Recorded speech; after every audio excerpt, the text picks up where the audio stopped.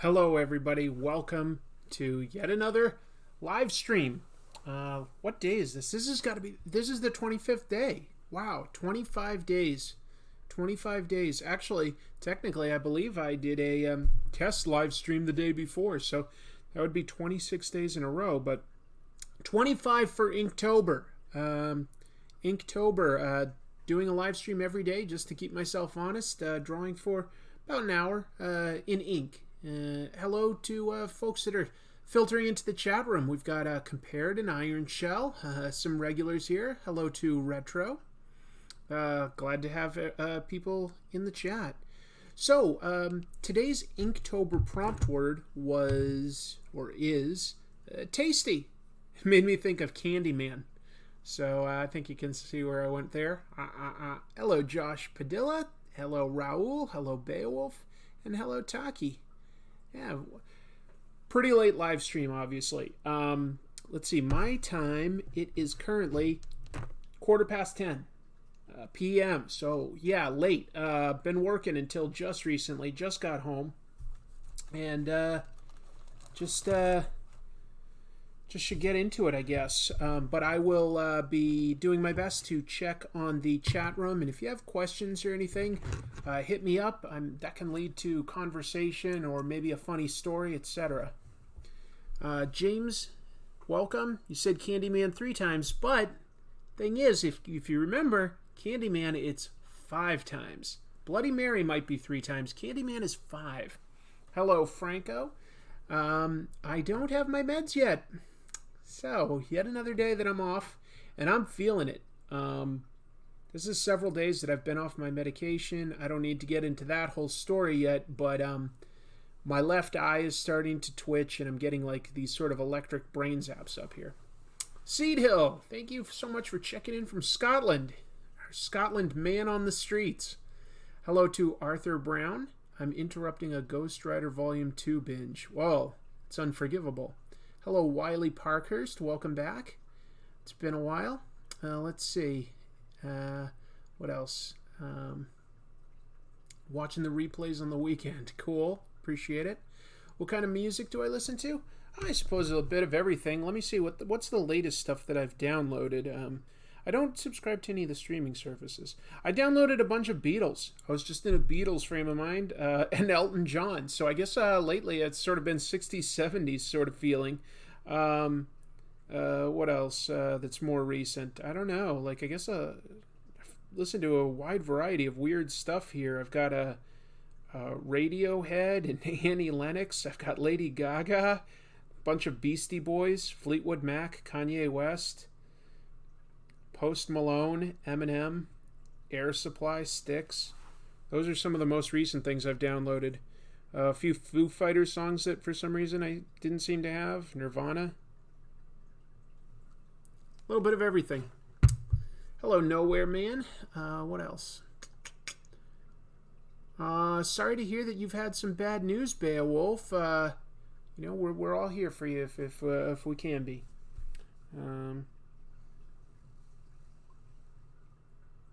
Just going to work, I think, on the outlines first, and then I'll probably jump into like a bunch of facial features, see where we go from there.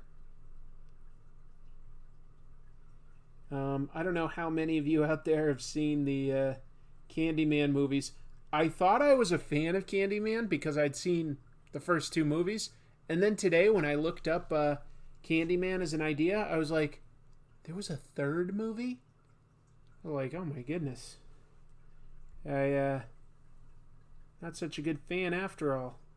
I didn't realize that there was a 3rd direct-to-video Candyman movie.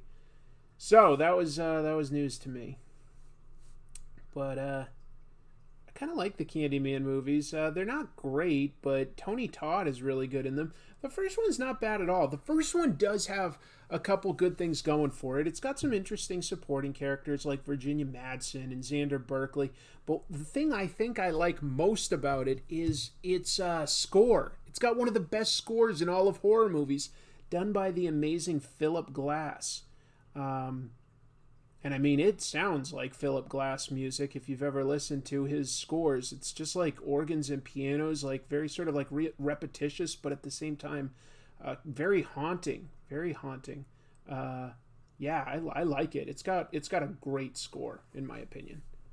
As far as like horror movies go, yeah, it's up there as great, and therefore I would say completely underrated because a lot of people don't necessarily know about it.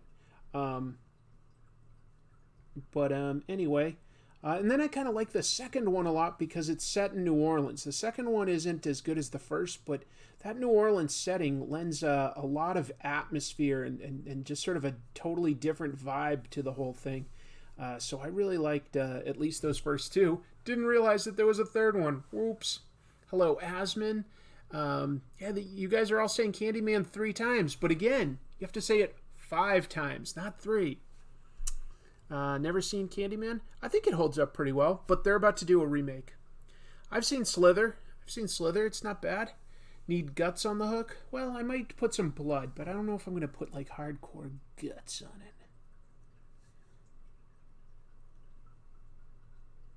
Tony Todd has such an amazing voice too. I mean, it's so deep and sonorous. It's a really yeah. So Candyman has a bunch going for it. Plus, not too many black horror characters really. There's some, but not many. And when you learn his origin, it's you're like, oh, yeah, I kind of get where Candyman's coming from with all of his anger. I mean, he's essentially like sort of a ghost or something, so. Yeah. He was a slave that was lynched because he was in a loving, consensual relationship with a white woman back in the days of, well, like pre-Civil War. Pre-Civil War South. And so it's kind of got a tragic background to it. Makes sense.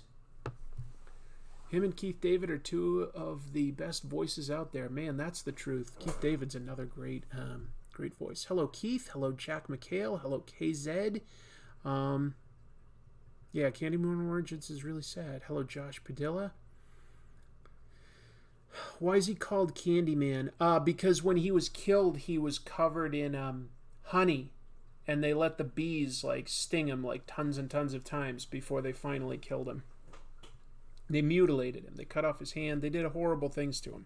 But it was because they covered him in honey.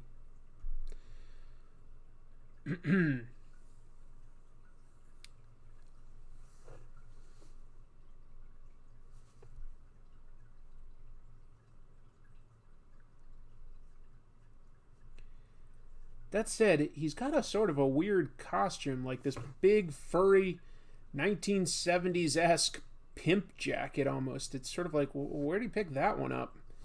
Because if he could just sort of wear whatever he wants, it seems like an odd choice, but, you know, whatever. We meet him in Detroit, and it's like, yeah, I guess it's cold there, so sure, a big furry coat.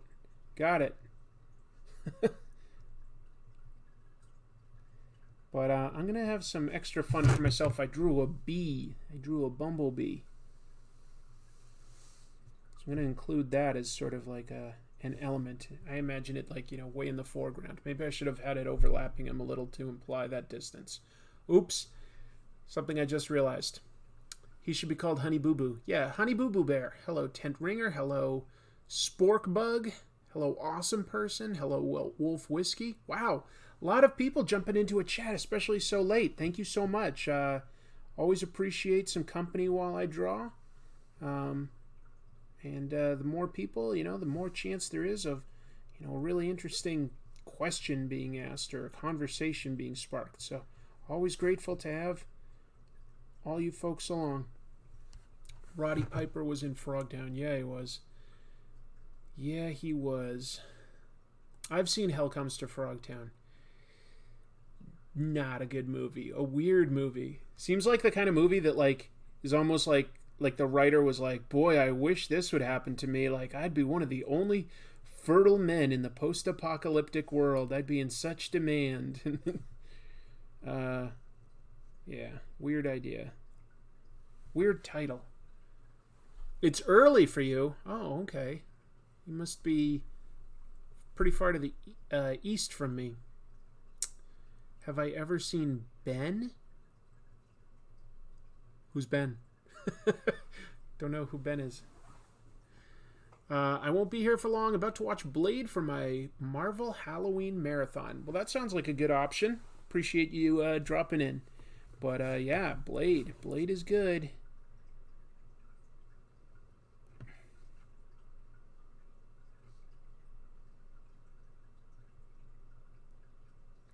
I think that first Blade movie really holds up for the most part. I mean, aside from a couple of its dodgy CG effects, but, you know, I can definitely forgive a movie in some areas if it's really solid in others. So, that's cool. Ben was about a rat? I can think of Willard, but I don't think I know what Ben is. Hello, Joel. I have seen Ghosts of Mars, and it was that was a big disappointment because up until then I sort of was like, oh man, John Carpenter, like, you know, he almost can't do any wrong. Yeah, almost. Ghosts of Mars is not a good movie. I'll leave it at that, I guess. Just in the I'm trying to be a little nice, especially to a director that's given me a lot of enjoyment over the years with a lot of really amazing movies. But Ghosts of Mars was not one of them.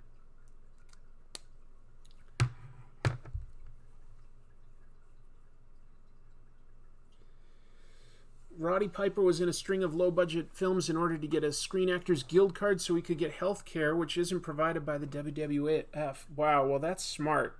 That is just smart. I miss Roddy Piper. In his later years, he was a semi-regular character, or at least he'd appeared twice on It's Always Sunny in Philadelphia, and I always got the impression that they were going to use him a bunch more.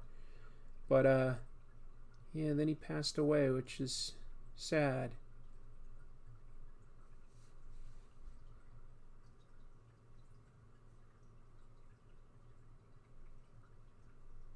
Did you guys realize that it was sad? Well, I just dropped in to let you know that it was sad. Sorry, sometimes I say some pretty dumb stuff. I'm excited for some of the stuff coming up. I've got I think a pretty good episode coming your way for Comic Tropes on this weekend. Still got some more to work on before it's completely ready, but I think it's going to be a good one. And I get to host an evening on Monday. I was in a small horror movie. I shouldn't say small, I should say it's a short film. It's a local short film. I was hired as one of the actors, and then the director asked me if I'd be willing to sort of host the evening at the movie theater. You know, just we're going to do some trivia, going to do some Halloween costume contests, and then we're going to premiere the short film, which I have a small role in. And I'm looking forward to it. And then I'll be able to share it with all of you because it will be going up on YouTube. So I'm pretty excited about that. Get ready. You're going to get to see me act in a short horror movie. Pretty weird, huh? Something where like the opportunity crossed my path and I'm like, yeah, why not? I'll try my hand at acting. Not really something I've necessarily done a lot of, but I was up for giving it a shot. He said he really liked what I turned in, but I haven't seen it yet, so can't speak to that yet. Hopefully it's good, but I'll be sharing that with everyone Tuesday. Tuesday I'll be able to share it. Have I ever seen Mars Attacks? Of course, yeah. I've seen most things by Tim Burton. Mars Attacks was entertaining enough. Have I read any of the A-Team comics? I don't think so. I don't think I did. I'm pretty sure I remember seeing them. But I don't think I ever read any. No. Doesn't ring any bells anyway.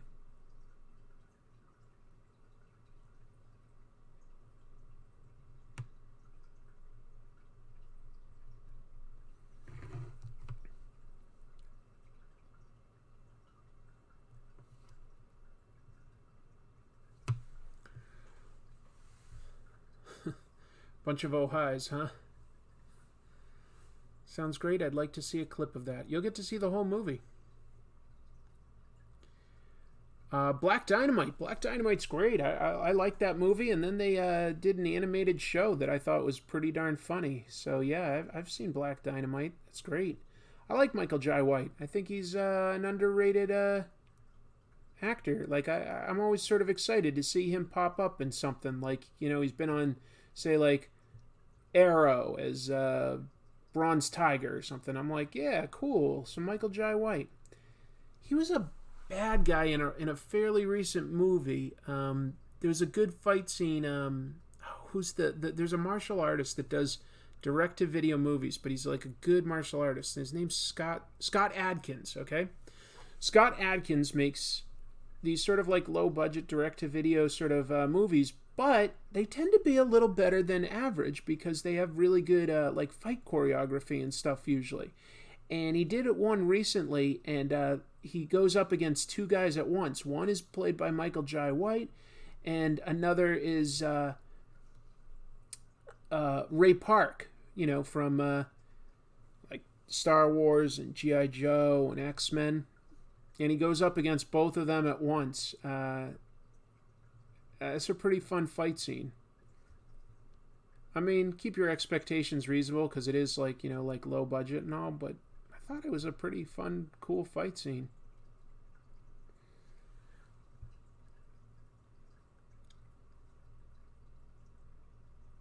Yeah, he was in Dark Knight, exactly, that's right. He was Gamble, I want to say, was his criminal name in that. He's Spawn. Michael Jai White is supposed to be a great guy. I have a childhood friend who did production on one of his films. He seems nice. Let's see. Awesome Person says, I've always wanted to be a voice actor. When I read Marvel Comics, I do impressions of the characters from either MCU, the current cartoons, or whatever I come up with. That's cool. It's cool. Vocal flexibility is a fun little thing to mess around with. I can't help myself but fall into impressions every once in a while. Sometimes on these live streams I'll do what I call bad impressions. I just do an impression of like whatever people ask of me, and that's always kind of fun. But in real life, I'll every once in a while I'll just sort of do an impression of like a voice, and I feel like every once in a while kind of nail it.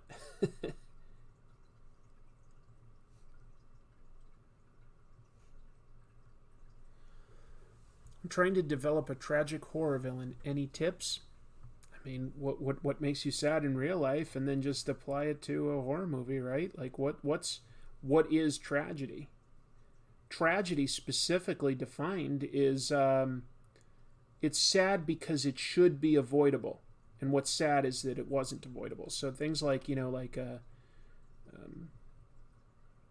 know, somebody dying in a sudden accident, like, and leaving a family behind, that's, you know, like a car accident or something, that's sad. But so is like you know, something bigger, like somebody getting killed because of racism or something like that, you know. Like, so you have to think of like real life tragedies so that there's something grounded there, and that's you know, maybe the motivator for either your protagonist or your antagonist. It's but you got to ground it in real life is all I can say.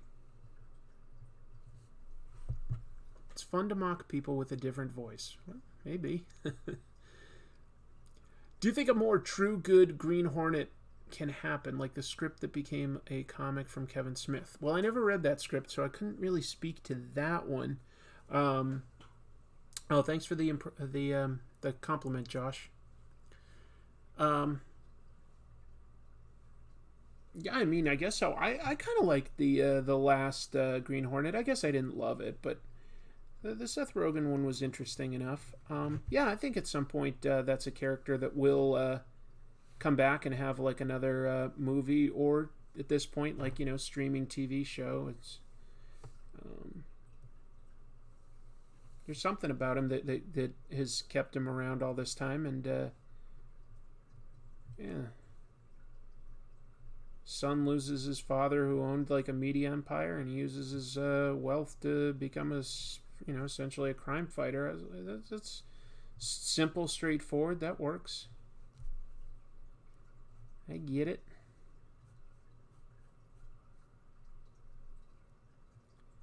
Yo, I get it.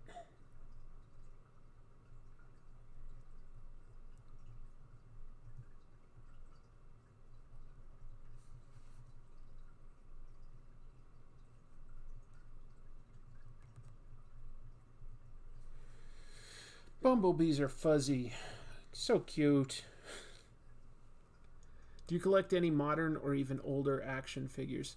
I collect Hot Toys. You know, like the what do you call them? Like the 12-inch tall action figures, specifically the ones based on like the Marvel Cinematic Universe. So, who's this? Like this is, as an example, Yondu from Guardians of the Galaxy. Like, so I collect these. I've got like 40 or so of these things. I don't know how good this will look on camera, but you know, I think it's all glued in. It's not an easy one to get at. Never mind. You can look it up. So I've got that's a collection that I do, and then I have a weird collection. I collect Donatello action figures. Like not. I don't have like Leonardo's or Raphael's or Michelangelo's or any other sort of supporting characters, but I collect, or I try to collect, every iteration of Donatello. There's a few earlier ones that I don't have yet, but not many. I have most of them at this point. So those are like sort of my two collections. Although I have to admit, lately I haven't been like last, I don't know, year or so, I haven't put a lot of effort into like collecting new stuff. I've been pretty busy with like comic tropes, and I'm trying to sort of save money. I don't really feel like I've got tons of extra disposable income. I mean, I'm doing okay, but I'm just saying I don't have tons. So yeah, I haven't been like, you know, like going on eBay or anything to fill in my collection.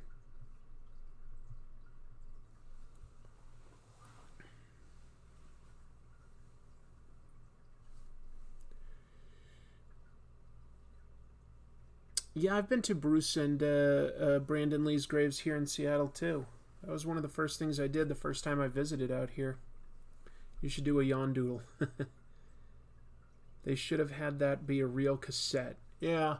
With the Star-Lord thing, he comes with like a Walkman with like earphones that you can put on the character. I think that's a pretty amazing little detail. Like,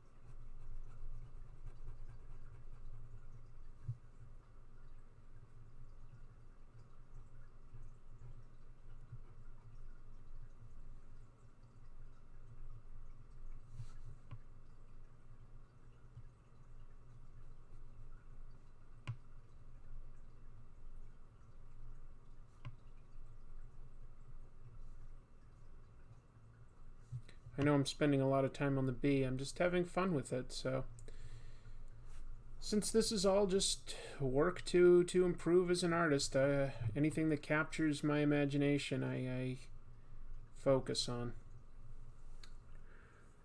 Isn't Bruce Lee buried in Seattle or something? He is. He's buried out here in Seattle, yeah.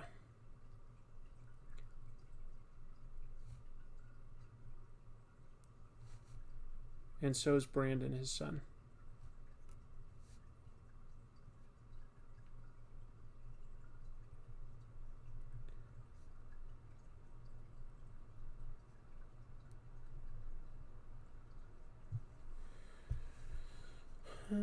Yeah, give them a little hair.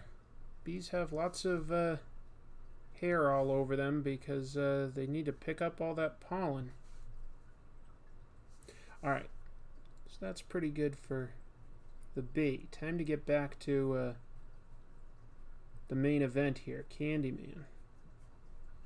Candyman, Candyman, Candyman. Candyman. Candyman. saying it to a camera version of yourself counts as a mirror.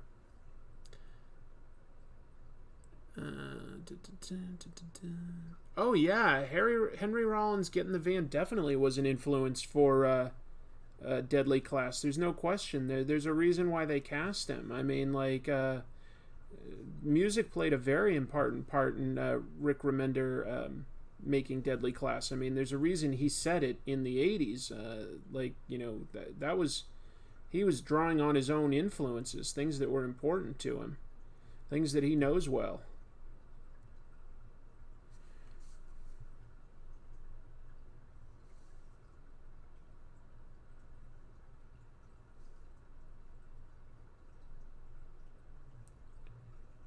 Well, I should focus on the face, make sure that we've got that in place, because obviously that's one of the most important things I can do here.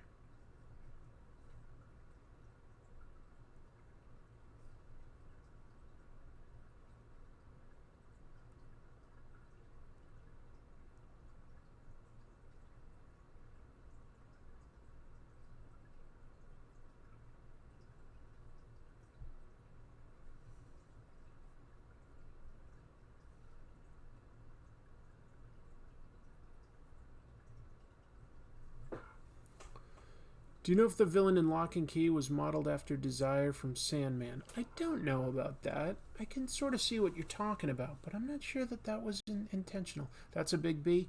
Yeah, I wish I'd sort of put it a little in front of him. I meant for that to be in the extreme foreground. I didn't necessarily mean to imply that this B was larger than normal size. Oh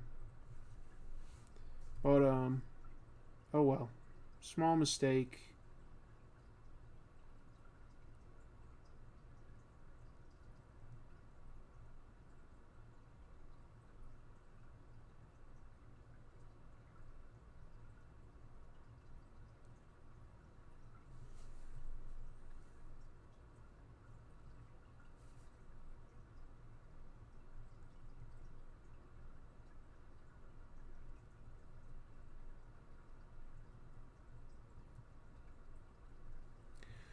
Candyman reminds me of the crocodile from One Piece. I guess I didn't get that far. I don't think I know who Crocodile from One Piece is.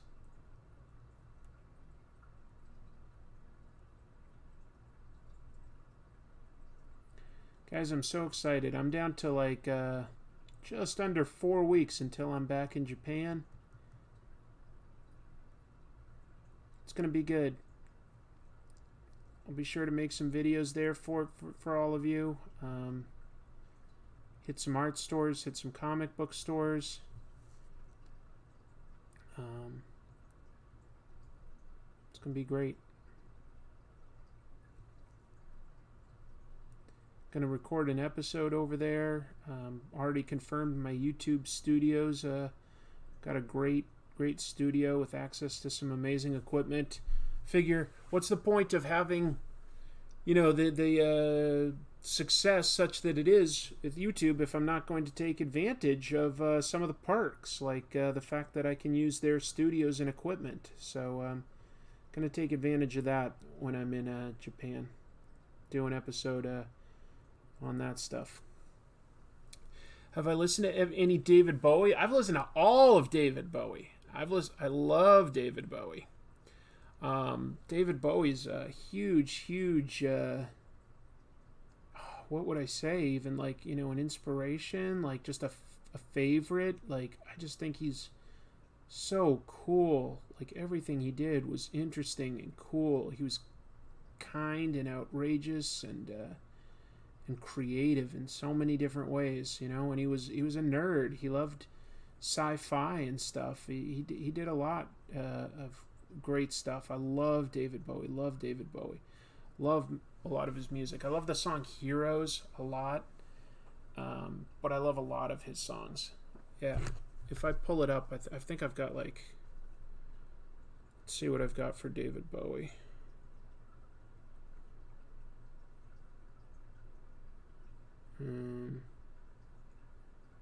Yeah, I've got like a bunch of albums. I've got like The Rise and Fall of Ziggy Stardust, Hunky Dory, Heroes, Black Star, And then I've got like 3 different like sort of best of albums to catch piecemeal songs that I just didn't have that I love.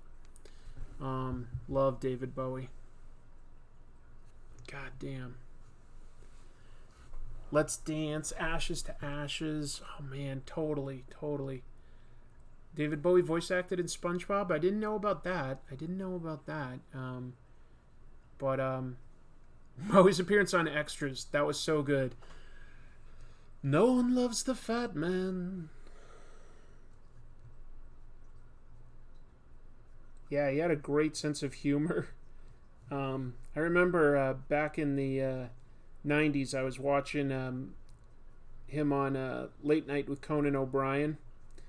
And Conan was talking about how Bowie has had sort of different characters that he's played through the ages, and then he's like Conan goes into some of the forgotten characters that he's played, like the Bucktooth Wizard and stuff. It was so funny, and Bowie like thought it was hilarious, so that was really charming.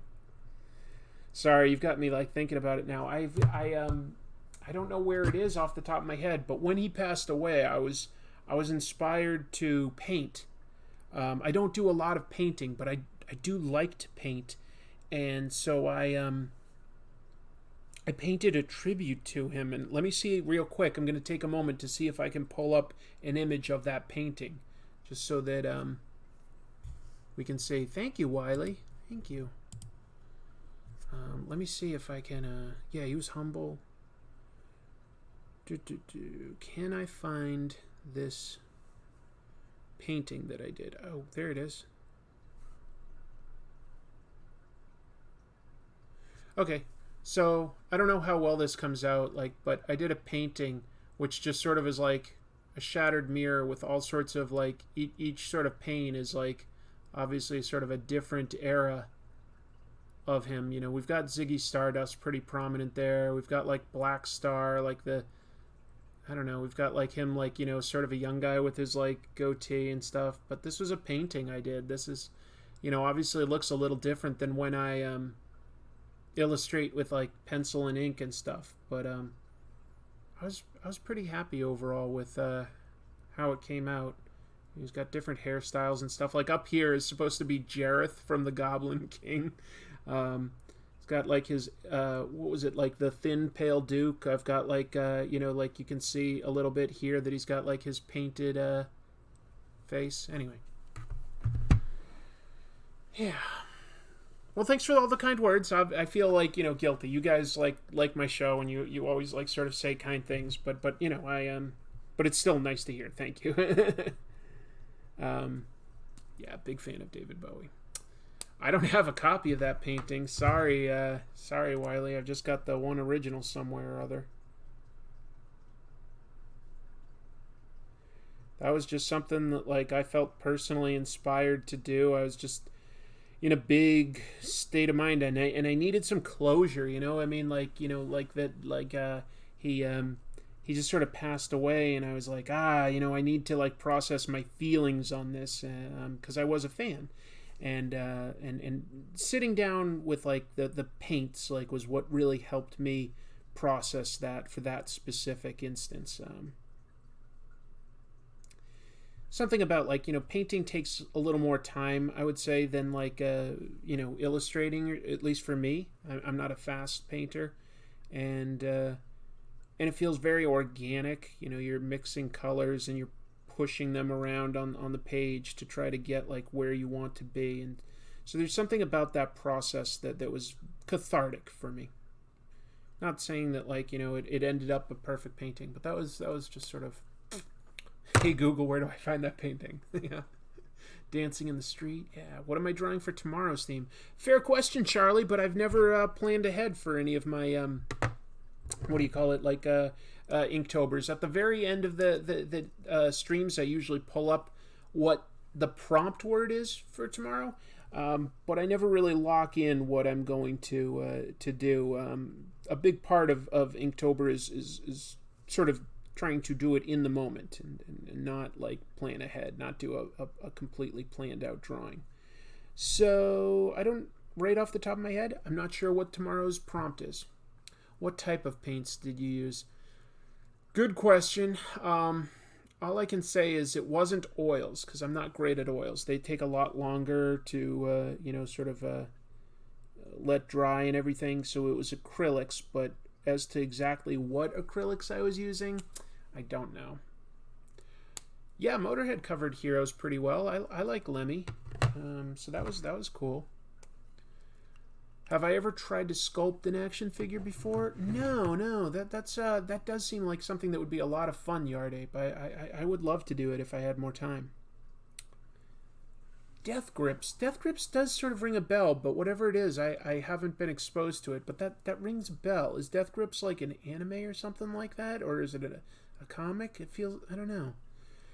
Sorry that your schedule has you up this late, but I am kind of hyped to be able to see this one. Well, thanks, Captain Negativity. Great to have you around.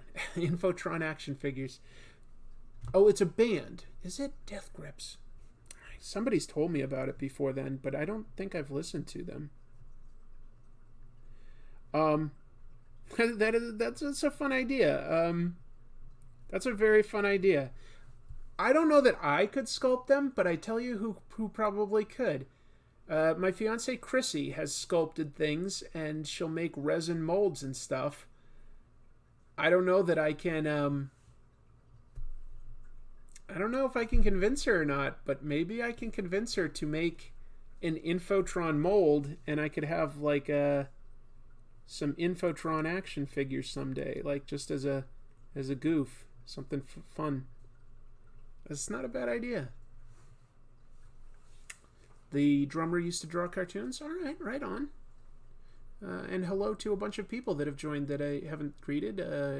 I can't see you all, but like I see Myopic Manatee and Zeropa Baby,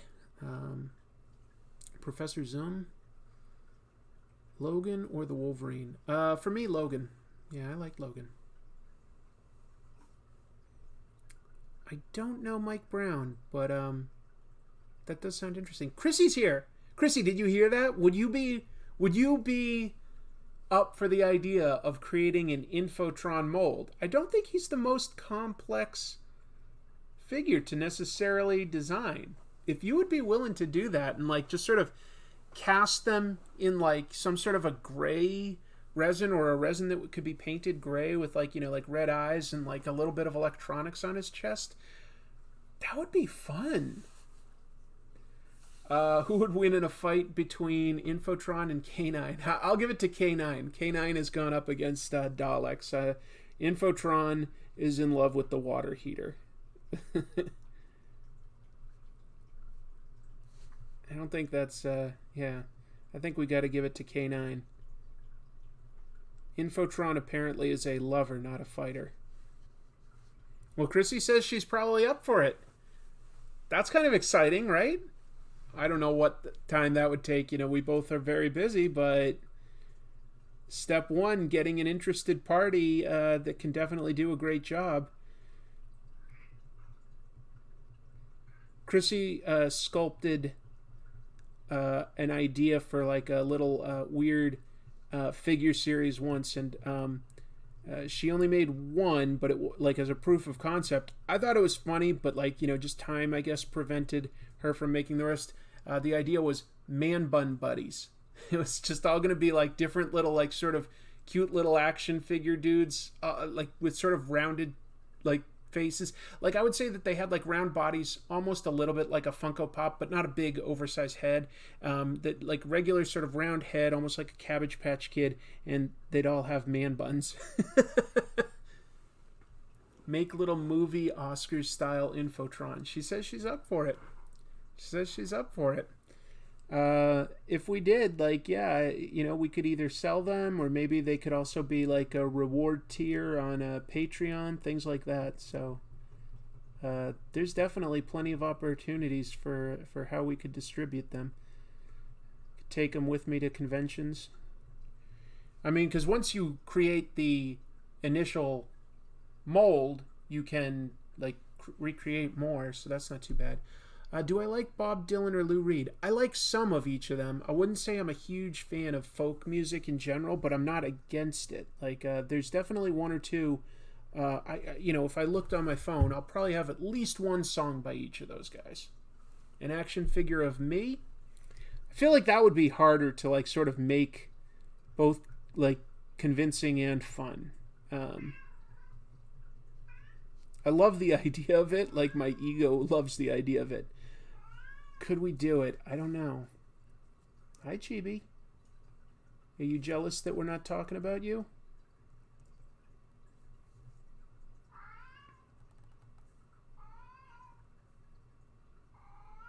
Well, my cat's talking. Everybody listen. Cat has something to say. Meow.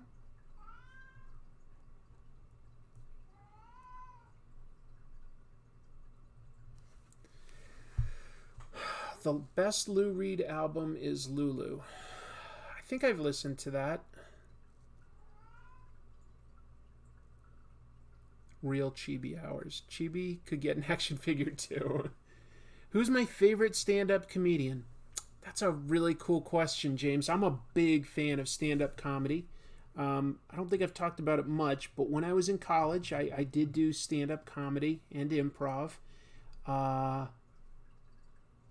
I would say my favorite today is probably Patton Oswalt. Some others that are like way up there, like today, currently still making new albums. John Mulaney has to be up there. In the past, I've definitely been a big fan and gone to shows to see like Dave Chappelle, David Cross. Those guys are way up there.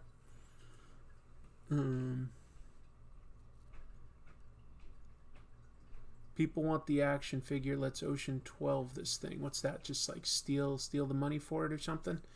Maria Bamford I like. Yeah. George Carlin. George Carlin's great. But yeah, like right now of guys that are currently still making albums and stuff, I would definitely put like Patton Oswalt and John Mulaney as two of my big favorites. Bill Burr I like a lot of. He seems so angry sometimes, but yeah, I know what you're talking about, Care Bear. Like Bill Cosby. I can't like enjoy his stuff anymore. I just can't. I just avoid it. And unfortunately, I've got to do that for like other guys that I've really loved in the past, like Louis C.K. I have to admit, like I was a big fan of Louis C.K. Interviewed him on my old show at one point. Went to some of his concerts. Can't enjoy him anymore. Can't enjoy him anymore. What did Bill Cosby do? A lot of rape. He's in jail. Norm Macdonald. Norm Macdonald is actually a guy that I opened for back in college. I think Norm Macdonald is underrated. I think he's really, really funny. Oh, you were kidding. Okay, yeah. Yeah, come on. I don't think any successful comedian is PC. How much crossover is there between stand-up, live streaming, and pre-recorded YouTube shows? I tried to make a Let's Play once, so much scripting. Stand-up does have a lot of scripting, and it has a lot of like trying it out, like at different venues for different audiences to see what works. So there's not a lot of like improv there, other than potentially like handling crowds, like if you have a little bit of an unruly crowd. Norm Macdonald's so cool, so cool. Oh yeah. Well, a big fan of Carlin. Not really a fan of Dice Clay. Sam Kinison, I sort of respect. Not personally a fan. Am I ever going to do a supercut? I think it would get annoying fast, to be honest, if I did a supercut of all the times I've sort of gone, oh, hi. And some of them, like, I'm like, oh, maybe that idea wasn't as good. Like, I only like my gag ideas for about, like, the week they come out, and then I can't rewatch. I can't. I don't rewatch my own shows, actually. I've come across it, like, if I'm looking for, like, a clip or something. I can't. I'm just like, no. Mark Maron. Mark Maron's a funny guy. Mark Maron He got me voted out of the Earwolf. What do you call it? Like podcast competition. I used to have a podcast, and I was on Earwolf. I was like one of 10 contestants that were like eliminated each week, and the winner got like a contract or something like that for a year, and we weren't the first eliminated. I'm trying to remember, I think Patton Oswalt liked us, and he was one of the judges one week. But there was another week that Mark Maron was the judge, and he was like, I don't get it. And he voted me off. That's okay. I still like him. Bill Hicks is very good. I did not get my prescription yet, Dean, and I'm feeling the effects. It's not pleasant, to be honest. It's not pleasant at all.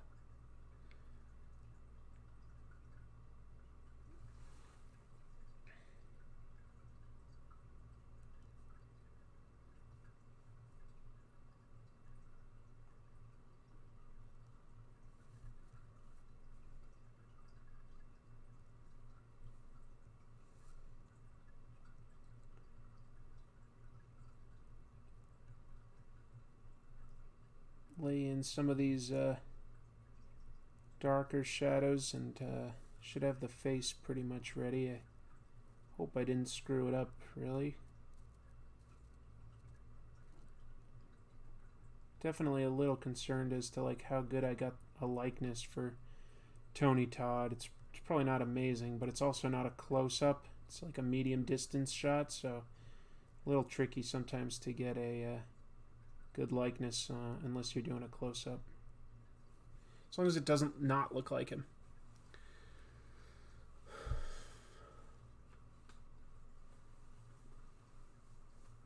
Mark is cranky, but sometimes I'm cranky. Mark is cranky. Yeah, Seed Hill is in Scotland. Come and live in Scotland. You get free healthcare and prescriptions. I'd love to live in Scotland, man. I would love it.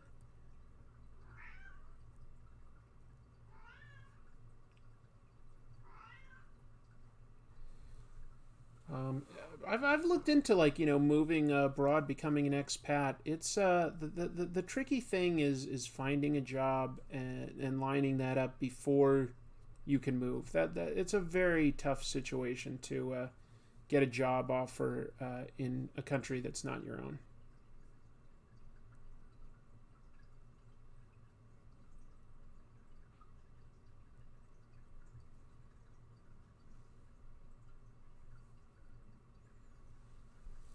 Let's all move to Scotland. Yeah, I'll buy one castle and we'll live in it.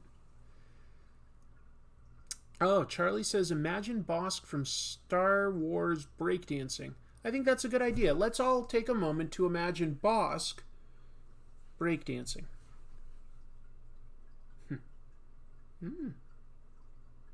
Whoa. Awesome. Oh, cool. That was fun to imagine. Good idea.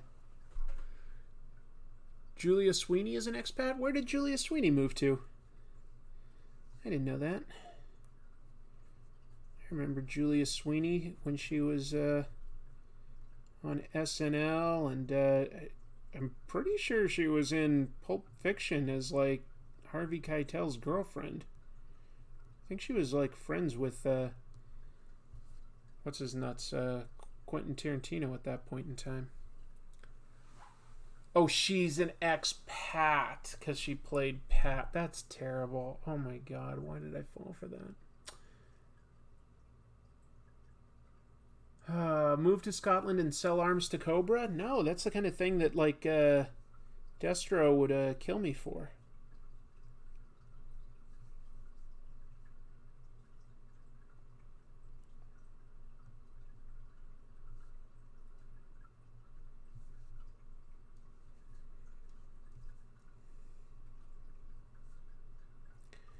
Just sort of bouncing all over this drawing, trying to find areas to interest myself.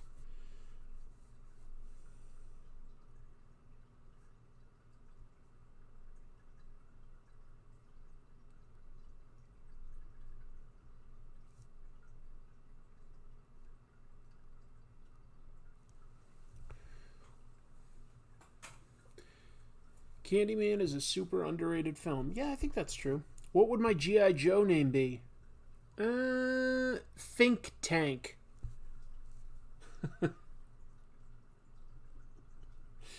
Think Tank.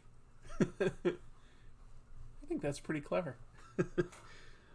Just stay here in Japan when you come. Oh, are you in a Japan, Sporkbug? What part of Japan are you in? Whoa! I just got a bunch of Canadian dollars. Dean, is this enough for the script? I've been where you're at. Please get it done. Yeah, that is. I promise to get it tomorrow. Sporkpug, I'm going to be in Tokyo in like 4 weeks. I've been there a few times before, but you know what? Before I get there, though, I gotta just pause again because I guess that almost like washed over me too fast. Dean, thank you. That's not just generous, but it's incredibly kind. Like, you know, Think Tank was the name of a Venture Brothers baddie. Darn it! I didn't mean to use an existing joke. That disappoints me. I thought I came up with something original and clever. And I like Venture Brothers, but I'm not up to date. I'm a few seasons behind. Wow, also a kind donation from Steven. They're not saying script, they mean like prescription. Because I was talking about how I'm having trouble getting my insurance to get their end sorted. Well, that's really kind of you. I promise to get my prescription tomorrow. I promise. Because yeah, that's incredibly kind of you. Thank you. I will take care of myself, and you have helped, so that means a lot. That means a lot. Let me back out. I just wanted to take a moment. Like, I mean, that really touches me. Is all I can say. That's some sincere kindness there. It's amazing. It makes me feel good about doing this show because I feel like I'm doing it for people that are in general like really, really kind and smart people. I really feel like that. Like when I talk to you guys in this, wow. Another super chat. Thank you, Sanity. That's you guys don't need to do super chats. Just for the record, I'm not begging for money or anything, but it's appreciated. I'll definitely use it towards my immediate medicine as well as like stuff for the show. So, wow, that's really amazing. Thank you. You guys are really, really generous people. Thank you. That's all I can say. Let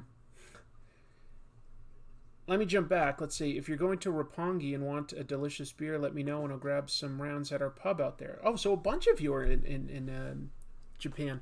The YouTube studios is in Roppongi, and so I will be there. I don't know for sure, what my full schedule will be because, I'm not talking about just my time. If it was just my time, I'd be like meeting everyone I could.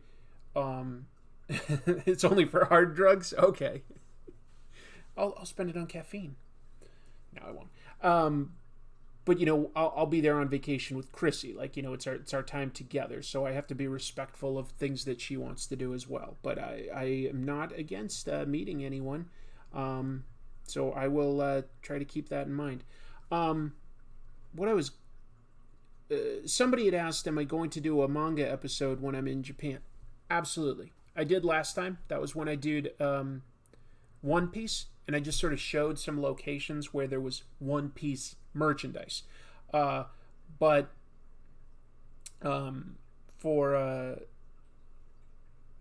do you call it? This visit, I'm going to be covering sort of a bigger, more, I can't say more important, but a famous manga. That's all I'll say. I'll just leave it at that. You guys could probably start making some very educated guesses as to what it could be, but I want it to be a little bit of a surprise so I don't want to put it out there for people that might want it to be a surprise. So look, Sporkbug and Zed, maybe you guys should hang out, because you guys know about the same place. So maybe you're both into comics and stuff. But yeah, I'll be recording that at like the YouTube studios in Tokyo, and I will also try to make some sort of content about there are cool stores like what else? Mandarake is a big chain of stores there, but there's a really really amazing one specifically in Shibuya that I'll make an episode at, and I'm gonna go to Nakano Broadway. I'm gonna go to probably see some like Godzilla stuff again, see some Gundam stuff, and I'll try to make like a bunch of videos for just sort of bonus content for all of you, since not all of us get to go to Japan regularly. What I'd love to do most, and what I tried to do last time, but just didn't have the connections, probably still won't. I'd especially love to get a tour at either professional manga artist studio, or probably more realistically like someplace like Shueisha or Kodansha, like one of the big publishers of the what do you call them, the anthology weeklies and stuff like that. So I've been to the New Japan Pro Wrestling store. I've been there. It's great. It's not huge, but it's a great store. It's a great store. Maybe I will go back. I would like to get myself another T-shirt, and I've gone down a size, so I could probably fit into whatever I get there better. Do I like the Akira movie, or do I prefer the manga? Great question. I love both. I mean, they're very much by the creator. It's his vision. It's Otomo's vision, but I think, having been exposed to both now, I do slightly prefer the manga because it's a bigger story. The movie really only adapts like about the first 2 out of 6 volumes. The Akira movie has gorgeous animation, many more frames than the typical hand-drawn animation. What they do with light in that is gorgeous. There's so much good stuff. But I think if I had to choose between the two, I do slightly prefer the manga because it's a bigger story. Too broke to super chat, but I love this channel. Don't worry about it, man. I don't expect everybody to donate. I mean, I'm still super grateful for, these amazing things from like Dean and Jermaine and Sansanity. Like that's amazing. But I don't expect that out of anybody. Showing up in the chat means a lot. Hitting like or subscribe. Those are things that mean a lot to me and help me out. Watching the ads that play before my videos helps out a lot. You don't have to click them, but if you even just watch them, that helps.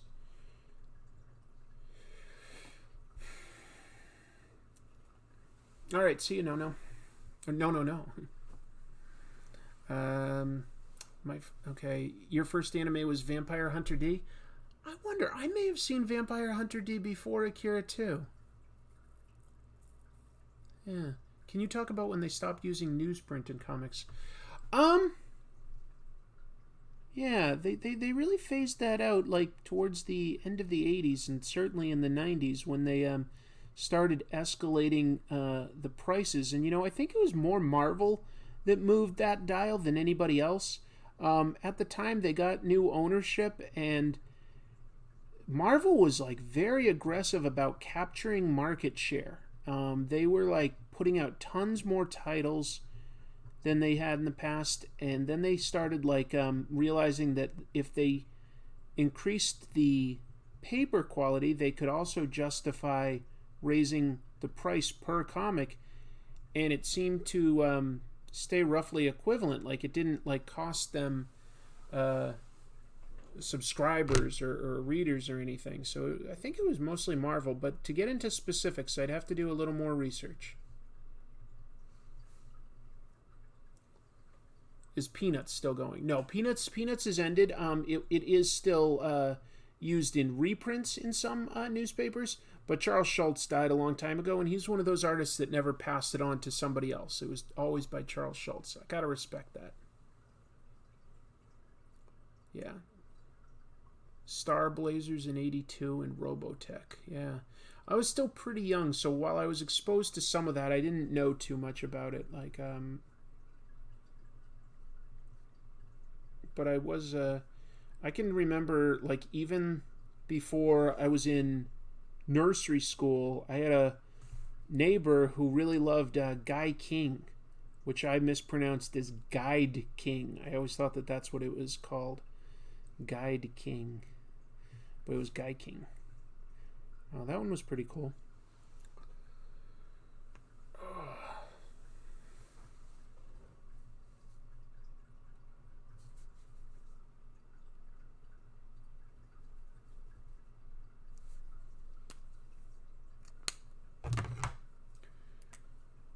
I don't know Kassan Robot Hunter. No, I don't know that one.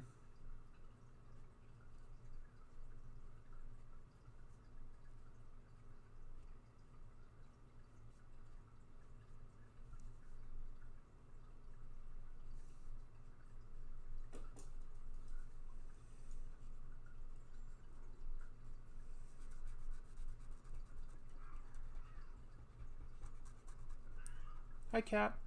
Meow. Cat's down the hall meowing. Who's the best villain in My Hero Academia? I'm a big fan of I'm forgetting his name right now just because I'm bad at names in general. That's just like a weakness I have. I want to say like Kasai or something. He was the guy that worked for like the Japanese Yakuza and like harvested that one girl's ability to potentially like remove superpowers. Sort of forgetting his name, but like anyone that knows My Hero Academia probably knows who I'm trying to refer to. Shogun Warriors. Anyone own one? I didn't have a Shogun Warrior, but I did actually have like a Guy King toy that I got at a yard sale when I was a kid. So that was kind of cool. Sold it years ago.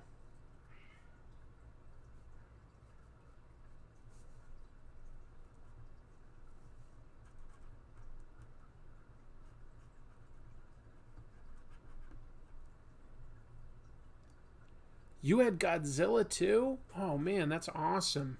That's really cool.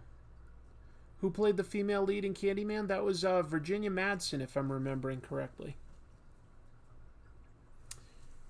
Virginia Madsen, yeah, in the 90s, she was like the love interest that was popping up in all sorts of B movies. She was in Highlander too.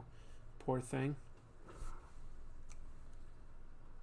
As long as I'm remembering the right actress, there's a chance I could be mistaken.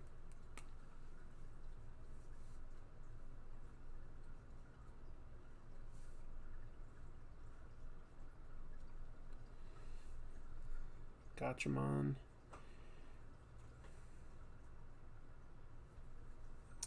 I'm jealous that the creator of My Hero Academia loves to draw hands, like you just said, because I love how hands look when they're well drawn, but I find them personally, I find them kind of challenging to draw and draw well, because you know when a hand doesn't quite look right, because you see hands all the time.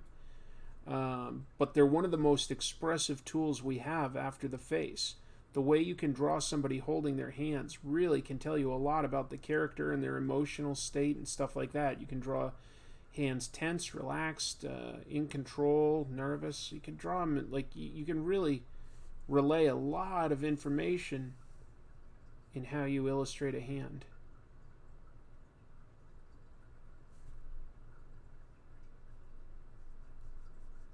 So yeah, Shigaraki's cool.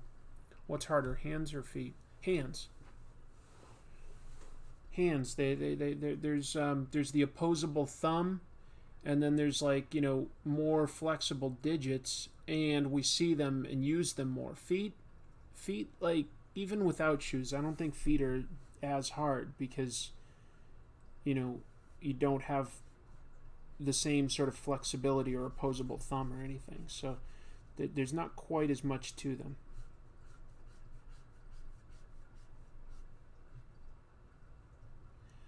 Plus, hands aren't just hands. Like, they're usually gripping something in an interesting way. Like the way I hold a pen, or the way I hold a pen might be different than the way another person holds a pen, might be different from the way I hold a phone. It's different than the way I hold a cup. And depending on the angle, like, it shows you different things. So yeah, hands are tricky. That's all I can say.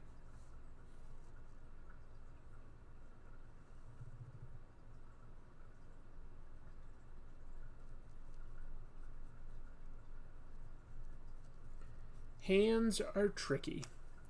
Do you think Rob Liefeld improved over the years? Not a lot. Not a lot, if I'm being honest. I think I don't think he's been pushed to be honest. I think he sells just fine without making any big improvements. So I don't necessarily completely blame him. I mean, I want to try to improve, but if I was selling great and could draw like I'm drawing today, maybe I wouldn't feel a lot of pressure.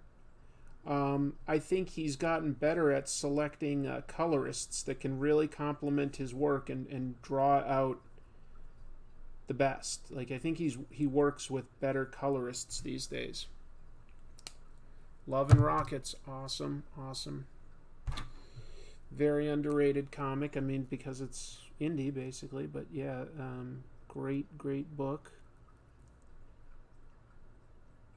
One of my early episodes. I wanted to be sure that I let people know early on that I would be talking about independent comics from time to time. That I would be talking about all manner of comics, including foreign stuff.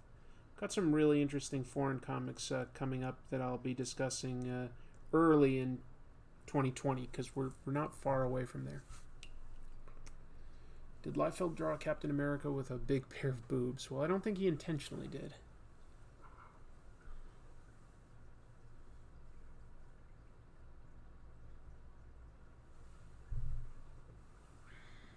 Do I like Big Hero 6? If you're talking about the comic, I remember I don't remember it very well. I remember it didn't necessarily capture my interest a lot at the time. If you're talking about like the animated CG movie, I thought that thing was a blast. I definitely enjoyed that.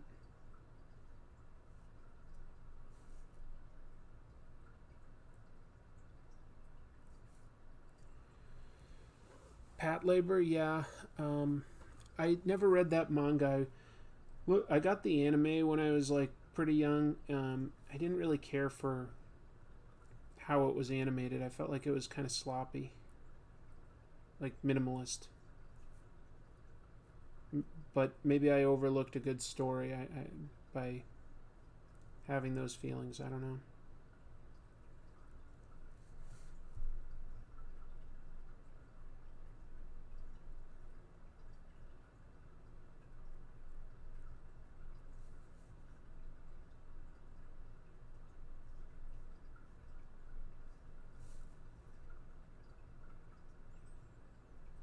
How exciting that Chrissy's up for the idea of making an Infotron action figure. That's what an awesome, exciting time to be me. I feel not great right now. I'm probably not gonna be able to complete this one. I feel really out of it right now. And I'll try to do a little more because I am having a good time talking to all of you. But I'm also going to, before I call it a night, like I've got some more stuff to do on the next comic tropes. So I've got some other work to do besides just this live stream. If it was just this live stream, I'd just keep going and just push myself. But I have more work to do besides just this.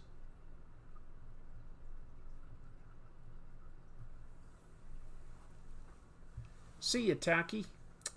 No, I haven't seen Bleach. I have not seen Bleach. I read Armory Wars, KZ. It was awesome, especially for its time. Like, that was a really epic, cool story. I feel like for the longest time, it was pretty much the definitive Iron Man arc until like more recent years. Um, that thing was great. Watching him like go all around the world trying to recapture his technology. It's a good premise. A lot of big stuff happened for Iron Man throughout that story.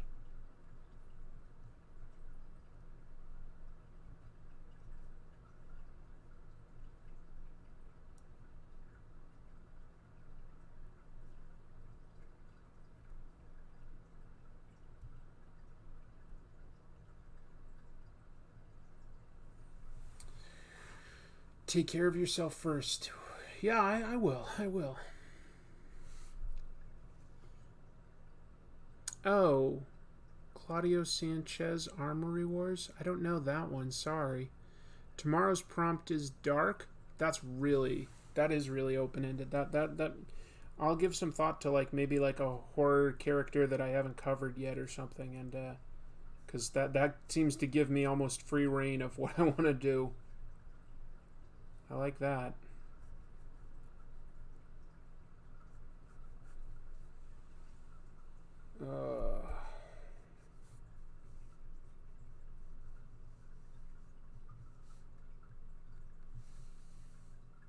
Just the idea of having to go into work tomorrow is very intimidating right now, but that's how I make my money.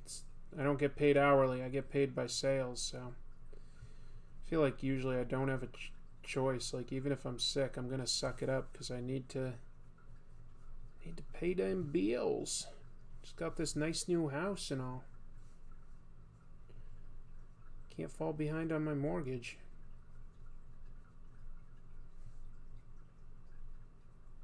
Sometime once I've got this place set up a bit more, I'll have to do like a little video like tour of like my work areas, because I've got like a studio area upstairs and I've got like a desk area for like live streaming down here.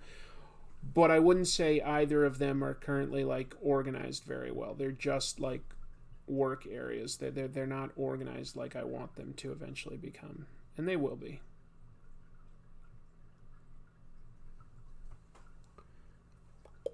Saturday is car sale day. Exactly. You can't not work on a Saturday. Do you think Hickman is setting up the X-Men as villains?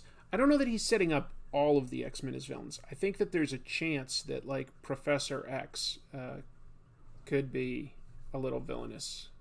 It seems somewhat ill-advised to work side by side with characters like Mr. Sinister and Apocalypse. Not necessarily the wisest move in my opinion. But we shall see. You know, maybe. On the other hand, the X-Men have always been about reforming people. That's like one thing they do a little differently than a lot of other superheroes, is they've attempted, you know, to reform characters like Mystique, White Queen, Sabretooth at various times, Magneto. And a lot of times they're successful, and that's kind of awesome. That's kind of awesome that they like have rehabilitated people. I've done great work. Thank you, Wiley. Thank you. The second story in Keeping Secrets of Silent Earth 3 is the best in the series. Haven't read that.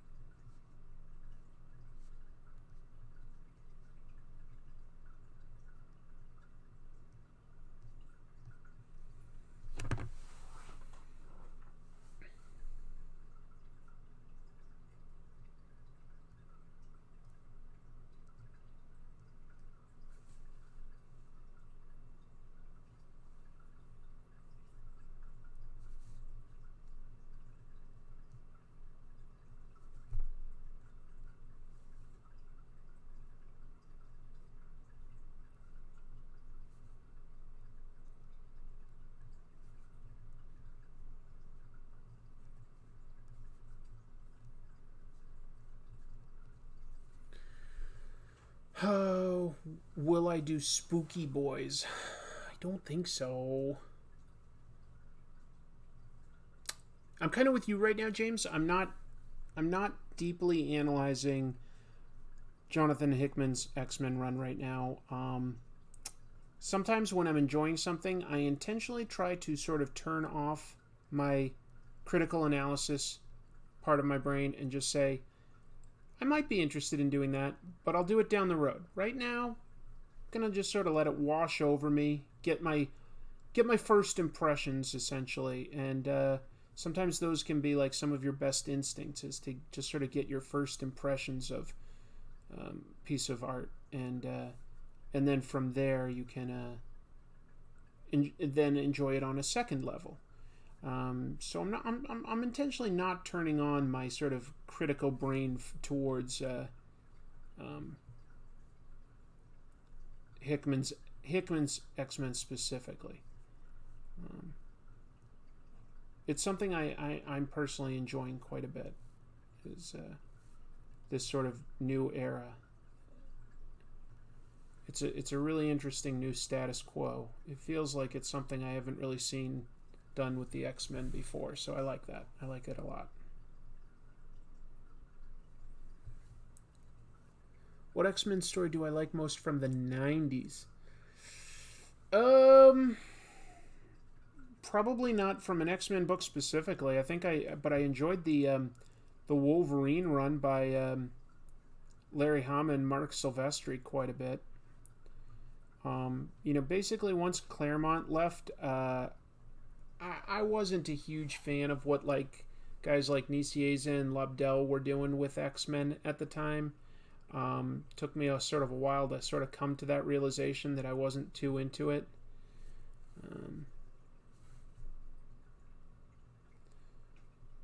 So yeah, I wasn't super into most of it. I kind of fell out of X-Men for a little while after some of the '90s. Came back to them for Astonishing X-Men, or New X-Men, I should say. New X-Men by Grant Morrison, and then Astonishing X-Men by Joss Whedon and John Cassaday. That was sort of when I came back to the X-Men, and then I fell out of them again as it really started to feel like Marvel was de-emphasizing the X-Men once they started accumulating all their characters for movies, and except for X-Men. Thank you, K2. That's so nice of you.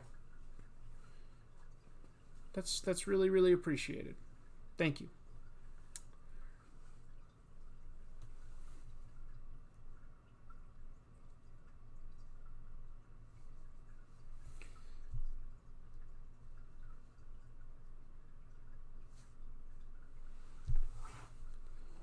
Kind of having fun doing this sort of like pilly version of like puffed fur on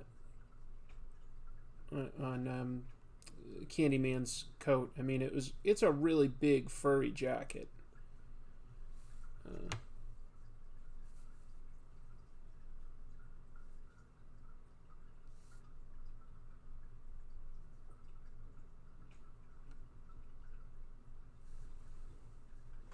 Getting that across is a nice, fun little challenge.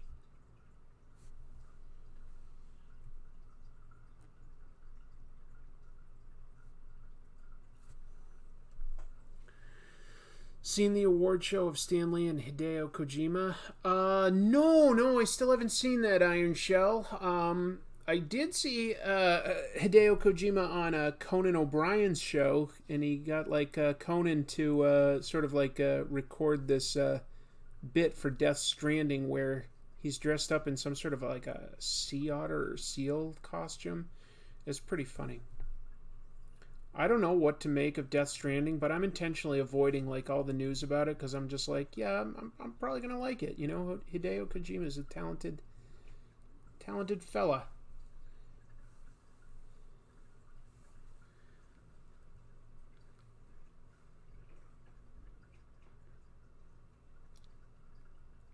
was at a wedding reception at the building where Magneto lifted the police cars in the first X-Men movie. Oh, that sounds fun. Do I have a favorite versus crossover? Wolverine versus Gambit, Batman versus Wildcat, Savage Dragon versus Ninja Turtles. Probably do. Let me think for a minute. A favorite versus. Yeah. Avengers Justice League of America, and they actually got, what do you call it? George Lopez to illustrate it. I think that's probably my favorite. I think Kurt Busiek wrote it. It's been a long time since I looked at it, but I remember I really enjoyed it. They were like, dividing up into teams and going after, like, little MacGuffins to each supposedly save their universe. I like that one quite a bit. Superman versus Spider-Man is good. Wolverine versus Batman was good. If they were to do a biopic of Stan Lee, who do you think they should pick to play Stan the Man? Mark Maron. Fave anime theme. Probably FLCL, and a close second is Cowboy Bebop. In both cases, specifically for the music. Such good music.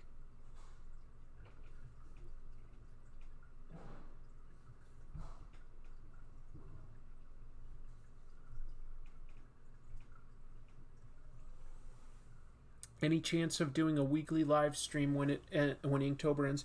It's going to be my goal. I wouldn't say that I can commit to a specific day and time, but it is my goal to try to do it like on a close to a weekly basis. I did quite a few live streams in between the last last Inktober and this one. So, I'm giving it my all.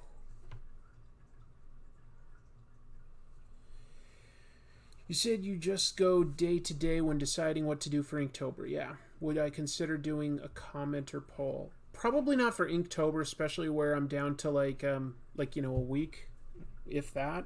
But I might consider doing it for a daily or weekly, live stream.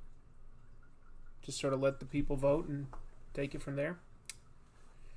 If I miss your live stream, I listen later like a podcast. Oh, really? That's awesome. I know that there's been some nights where I've been pretty quiet, and even tonight, I feel like I want to be quiet because I'm just tired, but I'm also having a good time.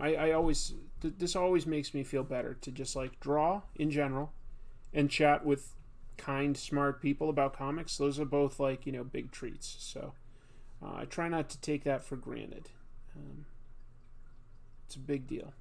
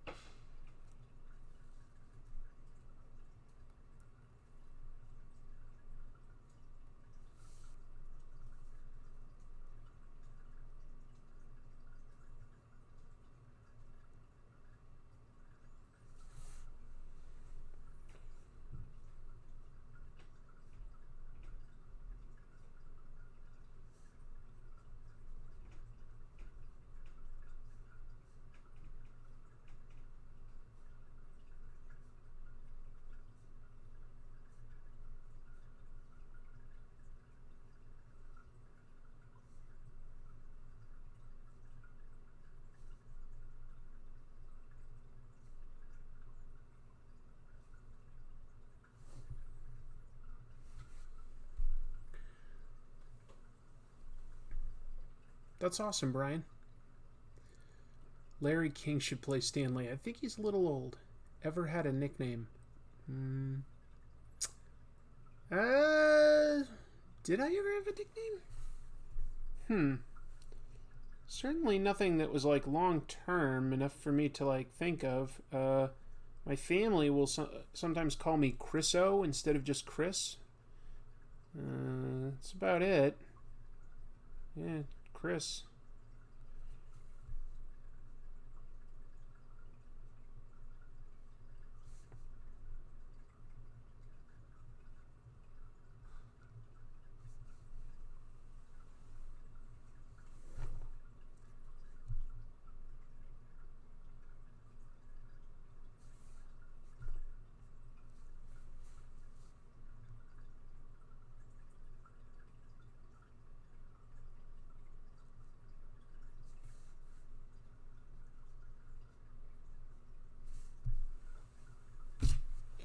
Well, I think that's going to have to do it for tonight for this drawing. I'll take a few more questions just so that I'm not just cutting out like super fast out of nowhere. But let's see.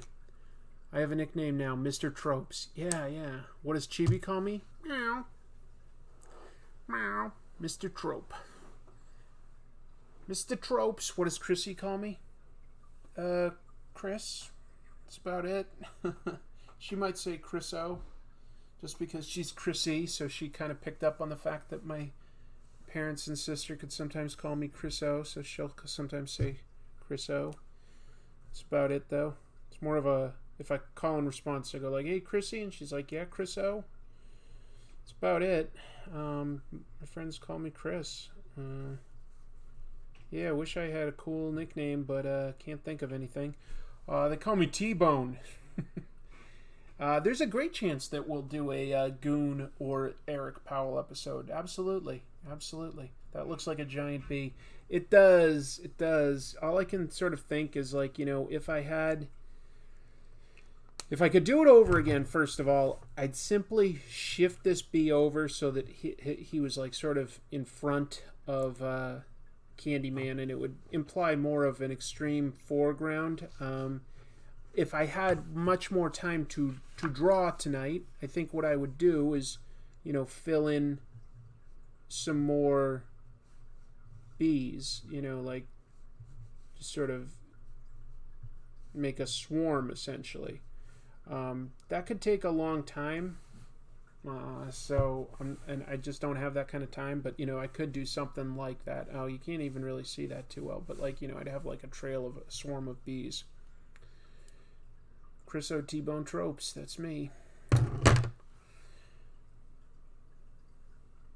Shades McCool Guy. Ladies. The drawing does look a lot like Crocodile, the main villain of the Alabasta story arc. Really? Gonna look it up real quick. Let's see what people say about this.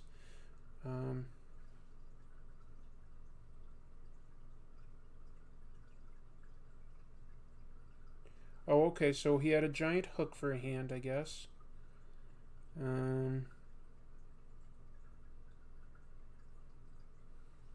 and he had a furry jacket, so, yeah, I could sort of see that they've got some similarities.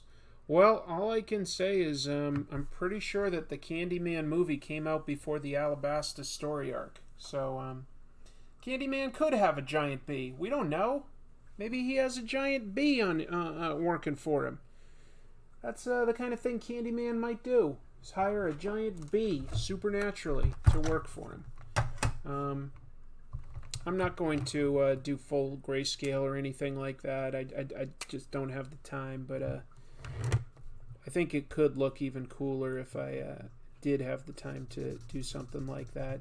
Like give it a few grays here and there.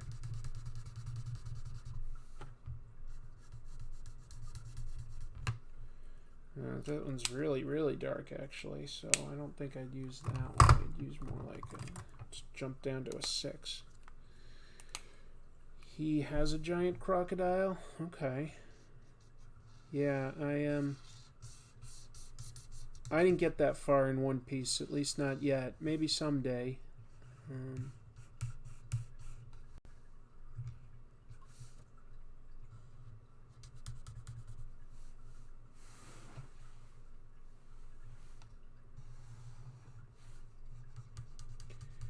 This is tempting to now just start like doing the whole thing in a bunch of different colors, but or at least a bunch of different tones, but I just can't commit to that. I'll just do a little bit to give a hint at where it could have gone, and that's all I can do. And I'm only going to do it on like this arm, just so that we could see what could have been. If there was more time, this is what could have been. Hopefully the car gods make all your ups tomorrow and have deep pockets and good credit.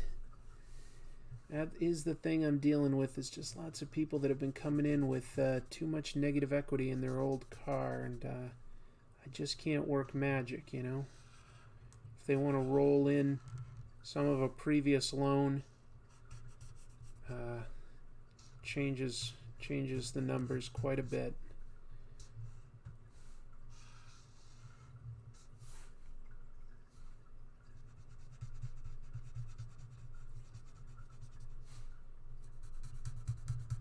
Want to help all of them, but it can be very hard.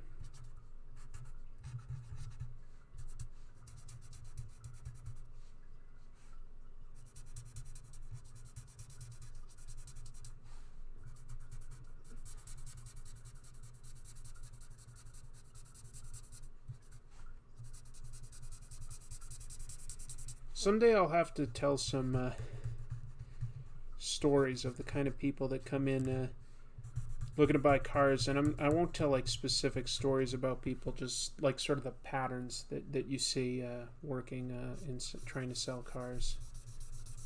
It is interesting seeing the same things happen again and again. People getting pissy that they're upside down on their old car, baffling. It's like, what do you expect me to do about the fact that you got a 30-year loan on a $25,000 car? It is strange when I see somebody come in with like an old car and then they still owe a ton of money on it. I'm like, well, there's not much I can do if you still owe a lot of money on this old car. Like, you still owe that money. You don't get to just sort of walk away just because it's time for a new car. But a lot of my customers are also kind and smart, so it all balances out. It all balances out.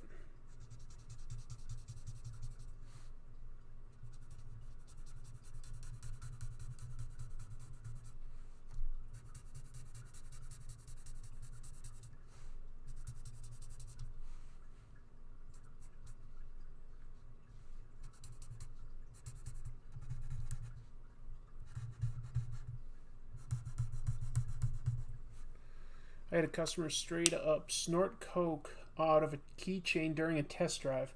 Yeah, if I saw that, I'd be like, well, we're done here. I can't open myself or my company up to that kind of a risk.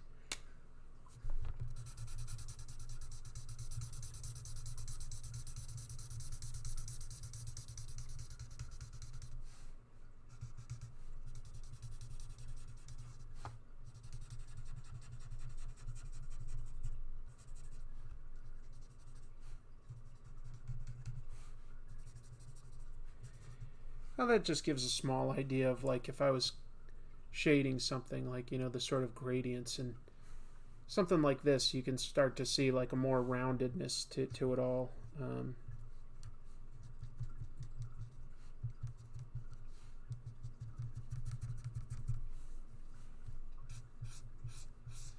And just sort of merging all this together so that it's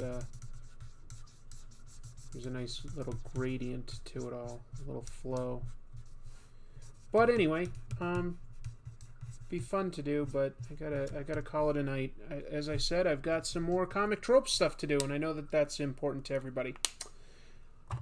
Thank you for the super chats. Thank you for the kindness, asking about me and how I'm doing, and for the clever questions about all sorts of stuff. It was definitely fun to talk about music. It was fun to talk about Bowie. It was fun to talk about manga and Japan.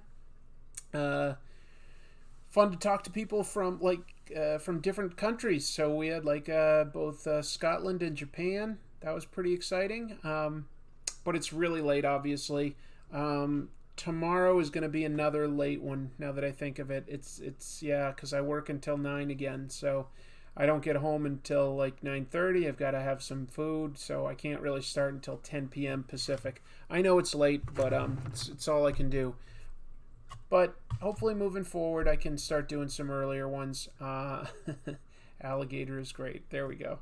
Thank you, everybody. You made tonight a lot more pleasant than it would have been otherwise. I sincerely appreciate that. Thank you, all of you. I will be seeing you shortly. Until then, keep reading comics. Goodbye.